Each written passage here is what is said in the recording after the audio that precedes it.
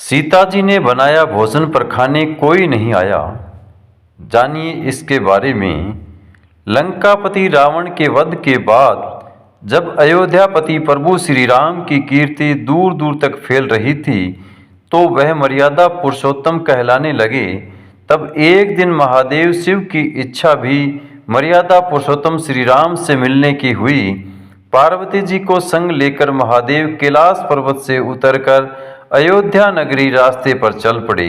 भगवान शिव और मां पार्वती को अयोध्या आया देखकर श्री सीताराम जी बहुत खुश हुए। माता जानकी ने उनका उचित आदर सत्कार किया और समय भोजन बनाने के लिए रसोई में चली गई। इस बीच भगवान शिव ने श्री राम जी से पूछा, आपके सेवक हनुमान जी दिखाई नहीं पड़ रहे। तब श्री राम बोले, वे बगीचे में हैं। शिव जी ने श्री राम जी से बगीचे में जाने की अनुमति मांगी और पार्वती जी का हाथ थामकर बगीचे में आ गए। बगीचे की खूबसूरती देखकर उनका मन मोहित हो गया। आम के एक घने वृक्ष के नीचे हनुमान जी दीन दुनिया से बेखबर गहरी नींद में सोए थे और एक लय में खराटे से राम नाम की ध्वनि उठ रही थी। चकित होकर शिवजी और माता पार्वती एक दूसरे की ओर देखने लगे। माता पार्वती मुस्कुरा उठी और वृक्ष की डालियों की ओर इशारा किया। राम नाम सुनकर पेड़ की डालियां भी झूमने लगी और इनके बीच से भी राम नाम उच्चारित हो रहा था। शिवजी इस राम नाम की धुन में मस्त मगन होकर खुद भी राम नाम कहकर नाचने लगे।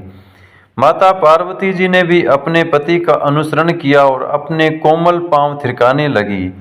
शिव जी और पार्वती जी के नृत्य से ऐसी झनकार उठी कि स्वर्ग लोक के देवता गण भी आकर्षित होकर बगीचे में आ गए और राम नाम की धुन में सभी मस्त हो गए। माता जानकी भोजन तैयार करके प्रतीक्षारत थी, परंतु संध्या गिरने तक भी अतिथि नहीं पधारे। तब अपने देवर लक्ष्मण जी को बगीचे में भेजा। लक्ष्मण तो समय को श्री राम का सेवक ही मानते थे, अतः बगीचे में आकर जब उन्होंने धरती पर स्वर्ग का नज़ारा देखा तो खुद भी राम नाम की धुन में झूम उठे। महल में माता जानकी परेशान हो रही थी कि अभी तक भोजन ग्रहण करने कोई भी क्यों नहीं आया। उन्होंने श्री राम जी से कहा, भोजन ठंडा हो रहा है, चलिए हम ही जाकर बगीचे में सभी को लेकर आए।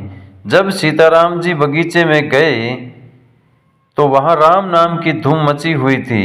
हनुमान जी गहरी नींद में सोए हुए थे और उनके खराटों से अभी तक राम नाम निकल रहा था। श्री सियाराम भाव विह्वल हो उठे। राम जी ने उन्हें हनुमान जी की नींद से जगाया और प्रेम से उनकी तरफ निहारने लगे। हनुमान जी प्रभु को आया देख शीघ्रता से उठ खड़े हुए। नृत्य का समाभंग हो गया। शिवजी खुले कंठ से हनुमान जी की राम भक्ति की सराहना करने लगे। हनुमान जी संकुचाए लेकिन मन ही मन खुश हो रहे थे। सिया राम ने भोजन करने का आग्रह भगवान शिव जी से किया। सभी लोग महल में भोजन करने के लिए चल पड़े। माता जानकी भोजन परोसने लगी। हनुमान जी को श्री श्री राम जी ने पंक्ति में बैठने का आदेश दिया।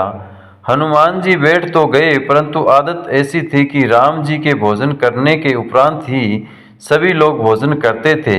आज श्री राम के आदेश से पहले भोजन करना पड़ रहा था।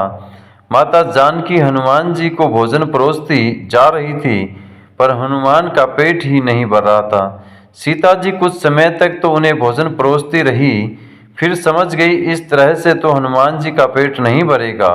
उन्होंने तुलसी के एक पत्ते पर राम नाम लिखा और भोजन के साथ हनुमान जी को परोस दिया। तुलसी पत्र खाते ही हनुमान जी को संतुष्टि मिली और वह भोजन खाकर उठ खड़े हुए। भगवान शिव ने प्रसन्न होकर हनुमान जी को आशीर्वाद दिया कि आपकी राम भक्ति युगों युगों तक याद की जाएगी और आप संकट मोचन कहलाएंगे। संकट हरे मिटे सब पीरा, जो सुमरे हनुमत बलवीरा। जय श्री बालाजी।